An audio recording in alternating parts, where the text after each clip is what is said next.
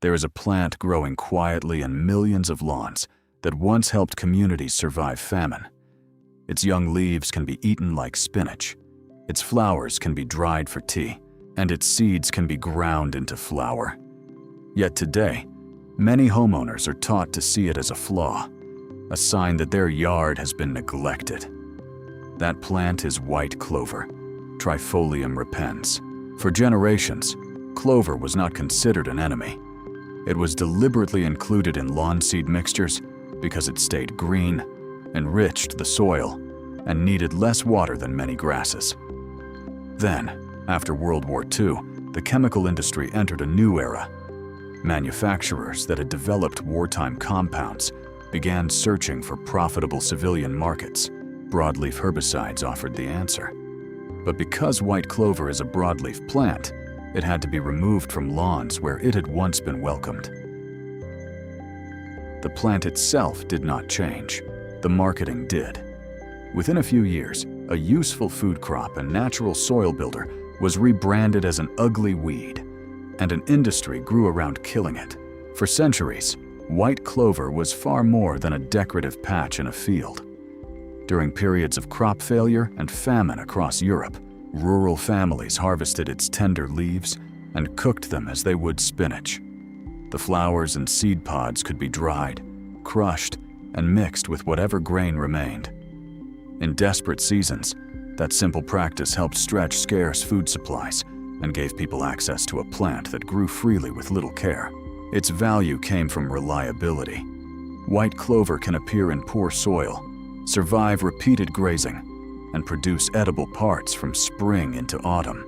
That made it especially important when conventional crops failed. It also provided protein and contained no gluten, although its flavor and texture were often improved when combined with other foods. More importantly, it was available without markets, packaging, irrigation systems, or permission from any commercial supplier nearby. Indigenous communities in North America also used clover in traditional remedies. Historical accounts describe Cherokee use of clover tea for fever and Iroquois use for coughs and colds. These practices do not prove modern medical effectiveness, but they show that the plant was valued long before it was labeled a nuisance. Recent laboratory studies have begun examining some of those traditional claims. One study reported that white clover extract inhibited alpha amylase, an enzyme involved in breaking down carbohydrates and influencing post-meal blood sugar. In that laboratory setting, the extract showed stronger inhibition than acarbose, a medication used in diabetes care.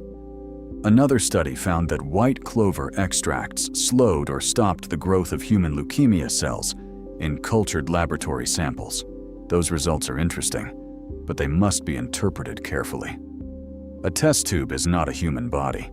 Laboratory findings do not prove that eating clover can treat diabetes or cancer, and no one should replace prescribed medication with clover tea or homemade extracts. Nutritionally, young leaves contain vitamins and minerals, including vitamins A, B, C, and E, along with calcium, potassium, and magnesium. The leaves may be eaten raw in small amounts or cooked, while the flowers can be dried for tea. What makes white clover remarkable is not a miracle cure.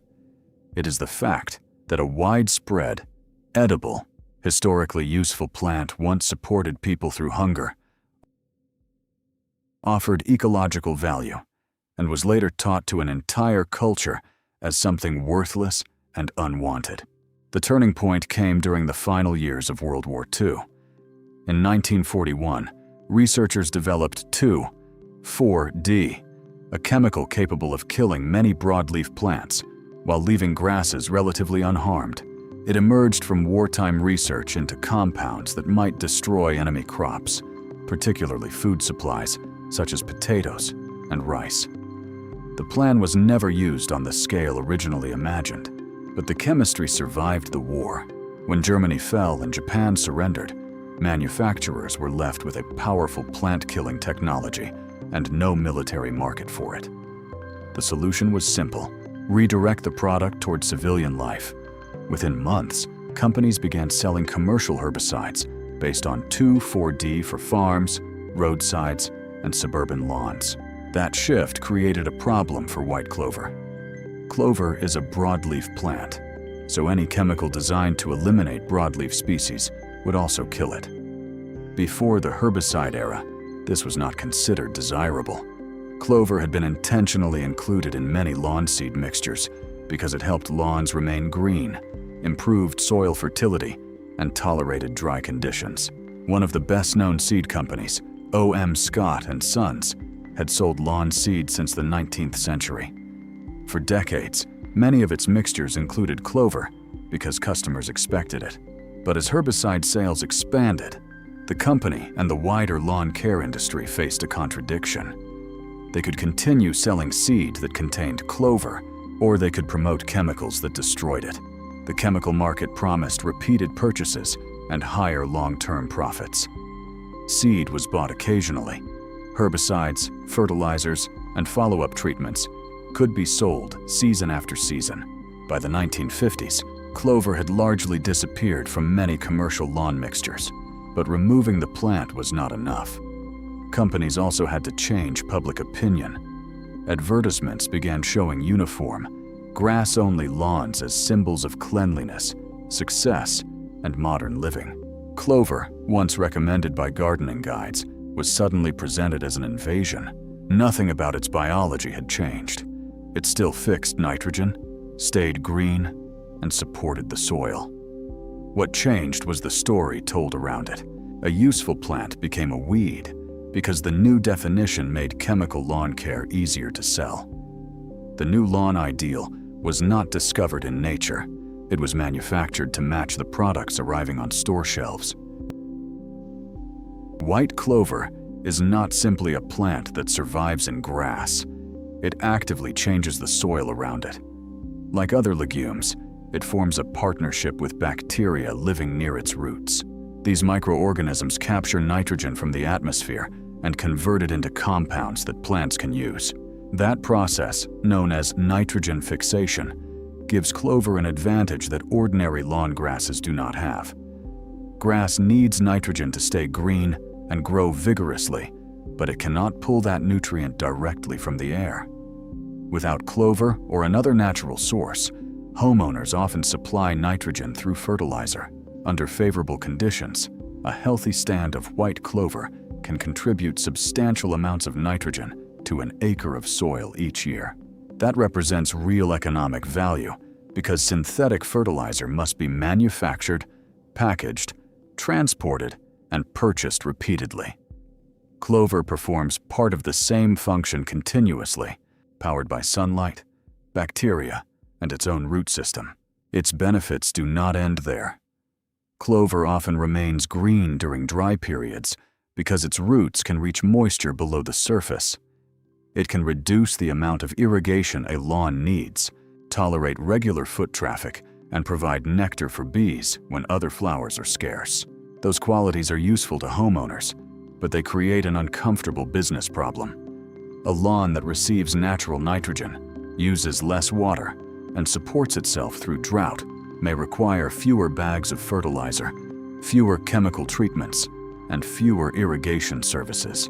The lawn care industry answered that problem through imagery. Advertisements showed a before lawn, scattered with white flowers, and an after lawn, transformed into a perfectly uniform green carpet. The first image was treated as disorder. The second was presented as success. Biologically, however, the flowering lawn was more diverse and more functional. The uniform lawn was simpler, more dependent, and easier to monetize. As suburbs expanded after the war, that artificial appearance became a status symbol. Homeowners were encouraged to believe that prosperity meant maintaining land for display rather than food, soil health, or pollinators across suburban America. The modern lawn is no longer just a patch of grass. It is part of an enormous commercial system built around constant maintenance. In the United States, landscaping, lawn care, fertilizer, irrigation, and related services generate tens of billions of dollars each year. Much of that spending exists because a grass-only lawn cannot easily sustain itself. A monoculture lawn needs repeated inputs. It must be fertilized to stay green, watered during dry periods, treated for broadleaf plants, and often serviced by professionals. The result is a cycle of permanent expense that produces appearance, but no food and little ecological value. White clover disrupts that cycle. When mixed into a lawn, it can help supply nitrogen naturally, remain green under stress, and reduce the need for some chemical treatments. Yet many homeowners are still encouraged to remove it, and some homeowners associations require yards to maintain a uniform look. The official reason is usually aesthetics, but the consequence is deeper. A useful plant can be banned or penalized simply because decades of advertising taught people that small white flowers look untidy. The ecological cost is visible in pollinator decline. Before herbicides became common, countless suburban lawns contained clover blossoms that offered nectar to bees. Together, those yards formed a connected network of feeding sites across entire neighborhoods. As broadleaf herbicides spread, many of those flowers disappeared. Lawns became cleaner by commercial standards, but poorer in biological terms. For bees and other insects, large areas of suburbia were transformed into green deserts, carefully maintained landscapes with almost nothing to eat. The surface stayed green, while the living relationships beneath and above it were steadily weakened by design. A lawn does not need to be entirely grass to function well. In fact, a mixed lawn containing white clover can often remain green with less fertilizer, less water, and less chemical intervention.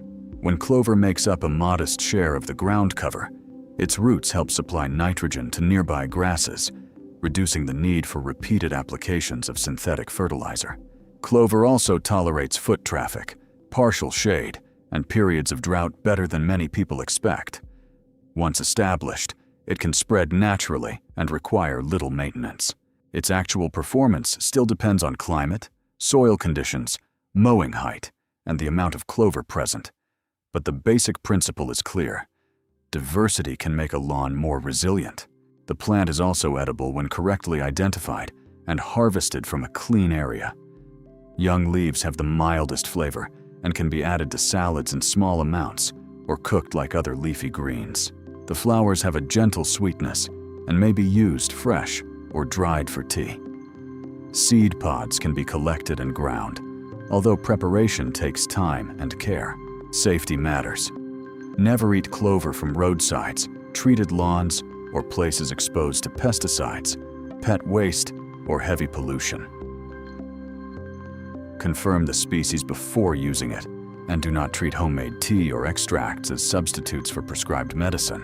White clover survived in human diets because it was common, dependable, and free. A useful plant had become commercially inconvenient, not biologically inferior, overnight. Its history reveals a larger lesson. When a cultural preference appears at the same moment a company needs to sell a new product, that preference may have been manufactured rather than naturally chosen. The return of white clover carries an irony.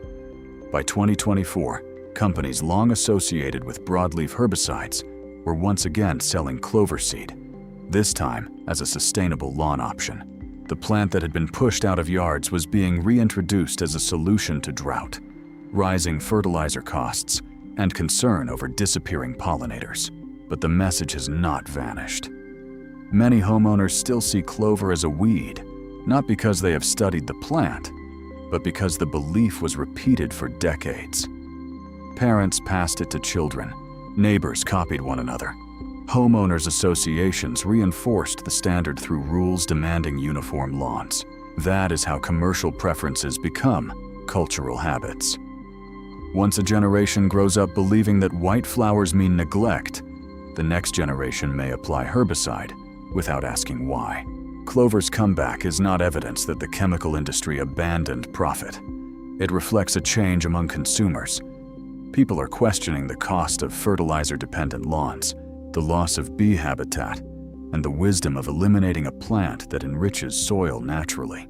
The so-called weed is returning, because the story around it is beginning to change. When you see white clover blooming in a lawn, you are not looking at failed maintenance. You are looking at a living system. Its roots bring nitrogen into the soil. Its flowers feed bees and pollinators. Its leaves and blossoms have a history as emergency food, while some compounds are still being examined in laboratories. Those studies may reveal biological activity, but they do not prove that clover can replace medicine or treat disease in humans. The larger lesson is historical.